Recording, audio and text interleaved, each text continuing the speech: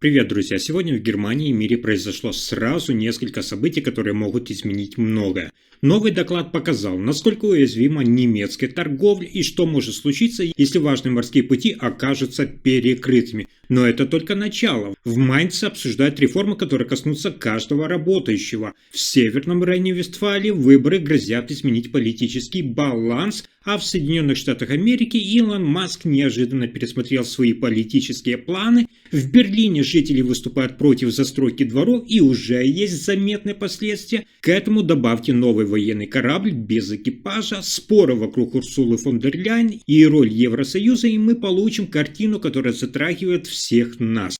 Чтобы не пропустить важные разборы, подписывайтесь прямо сейчас, и мы вместе разберем, куда ведут эти события.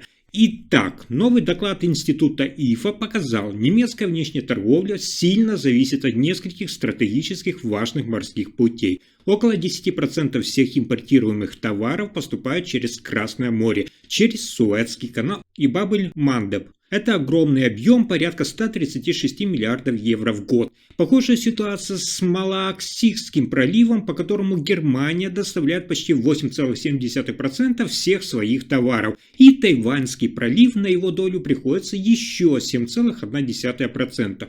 Для сравнения, через Панамский канал и Ормузский пролив проходит менее 1% импорта, 0,5% и 0,4% соответственно.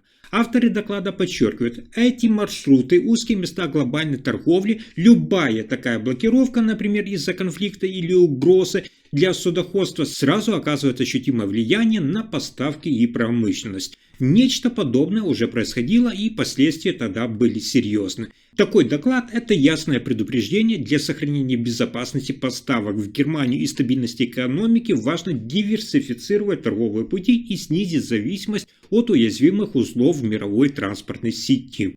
А дальше еще интереснее. На внутренней встрече партии в Майнце генеральный секретарь партии Карстен Линнеман заявил, реформы в области социального страхования неизбежны. Он отметил, что рост задержек при выплате заработной платы фактически убегает, и без реформ справиться будет трудно. Именно поэтому создана специальная комиссия, которая детально рассмотрит проблему и предложит конкретные шаги вперед. Одной из причин называют высокие расходы на здоровье. Представитель работодателей предложил ввести небольшую плату за прием у врача, чтобы стимулировать именно ответственный подход к посещению медучреждений и сократить количество ненужных визитов к специалистам. Сам Линнеман подчеркнул, говорить о полном содержании реформ сейчас преждевременно, необходимо дождаться рекомендаций от комиссии. Тем не менее, он ясно дал понять, система социального страхования требует модернизации, иначе нагрузка на бюджет и на работодателей станет все тяжелее.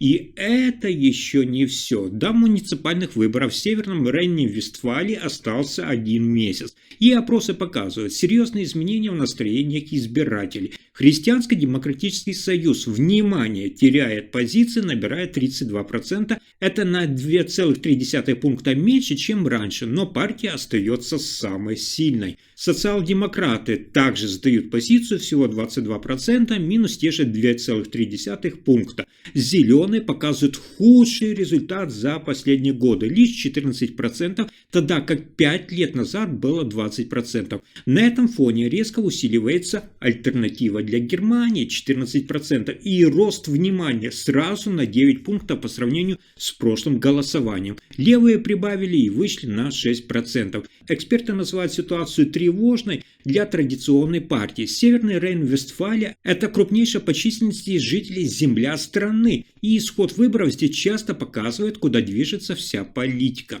А дальше еще интереснее. Предприниматель Илон Маск объявил о том, что откладывает создание собственной политической партии.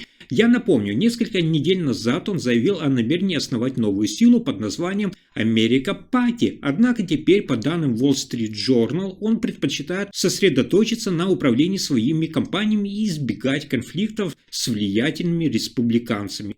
Ранее Маск вступил в публичный конфликт с президентом Трампом, что и подтолкнуло его к идее создать партию, ориентированную на тех, кто чувствует себя непредставленным существующим политическим дуализмом.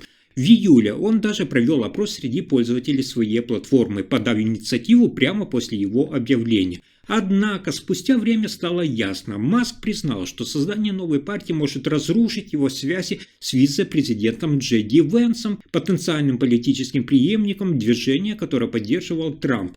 Более того, Маск уже выделил десятки миллионов долларов на поддержку республиканцев и не хочет теперь подрывать эти отношения. Инвесторы Tesla отреагировали настороженно, акции компании упали, а совет директоров получил открытые письма с требованиями сконцентрироваться на руководстве бизнеса. Маск пока что официально не отказался от идеи партии, и ее возрождение после промежуточных выборов 2026 года остается возможным. И еще одна важная новость в Германии. В Берлине, в округе Панков, уже не один год продолжается острый спор. Коммунальная жилищная компания планировала построить 2 многоквартирных дома для размещения 422 человек в зеленых дворах житлового комплекса. Однако экологи и местные жители решили выступить против. Под строительство должны были быть вырублены десятки деревьев, которые являются домом для птиц и летучих мышей. Предприятие получило разрешение от властей, ссылаясь на особый режим. Это специальное строительное право для таких объектов. Но экологические организации подали жалобу. Они утверждают, не учитываются реальные данные о фауне, а альтернативное решение в виде строительства более компактных зданий на других местах просто не обсуждалось. 2 двора стоят сейчас заброшенными, дорожки заросли травой, среди остатков детского игрового оборудования и строительных материалов лишь неухоженные зеленые зоны. Территория по-прежнему охраняется видеокамерами, хотя контроль ведется без особой необходимости. Местные жители создали инициативу и обратились к ревизии расходов. Охрана и наблюдение за дворами с октября обходится примерно в 1 миллион евро из бюджета, при этом возбуждается вопрос, а для чего все это, если стройка под угрозой срыва? Даже окружные власти, обычно которые поддерживают планы столичного сената, стали на сторону жителей. Они потребовали пересмотра проекта и возвращения общественного пространства. Предложенный компромисс – это построить меньше квартир, примерно 70-72 вместо 99, сохранить большую часть деревьев, но разработка этого сценария уже несколько лет остается неизменной бумагой в ящике. Сейчас же разрешение на стройку давно истекло, и даже одобрение на вырубку деревьев нужно получать заново, а это значит, что проект может и вовсе не увидеть реализацию. А теперь невероятная новость из Соединенных Штатов Америки. В США представили уникальный автономный военный корабль под названием USX-1 Defiant, созданный без всякой возможности для нахождения на борту людей. Его разработала организация DARPA в рамках программы No Mars.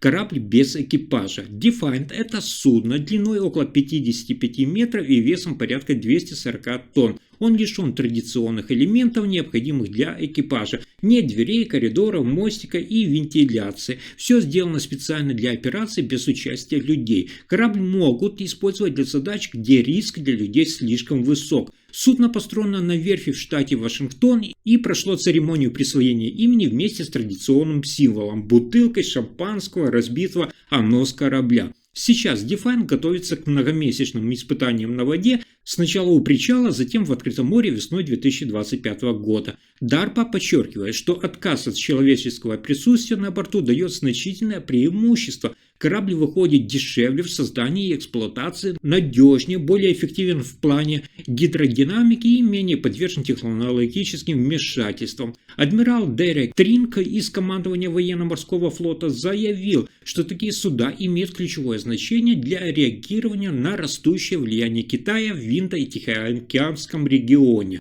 Команда группы по развитию беспилотных кораблей Гаррет Миллер выразилась более кратко. Нам определенно нужны беспилотники. Точка. А дальше еще одна важная новость, но уже из Европы. У главы Еврокомиссии Урсулы фон дер Ляйен, несмотря на значительный титул, нет реальных ресурсов, чтобы влиять на крупную политику. Бюджет Евросоюза скромен, он уступает государственным казнам многих стран, что ограничивает возможности председателя. Недавно во время встречи с руководителями государств Европейского Союза и генсеком НАТО в Вашингтоне стало особенно это видно. Несмотря на присутствие в VIP-компании, она практически не играла ведущую роль. Была физически в зале, но ее роль там оказалась почти незаметной. Европейский Союз остается важным на глобальной арене, но роль его президиума ограничена. Голос председателя звучит, но он легко теряется в общем хоре, он звучный, но, скажем так, хрупкий. Это показывает, статус и титул не всегда означают мощное влияние.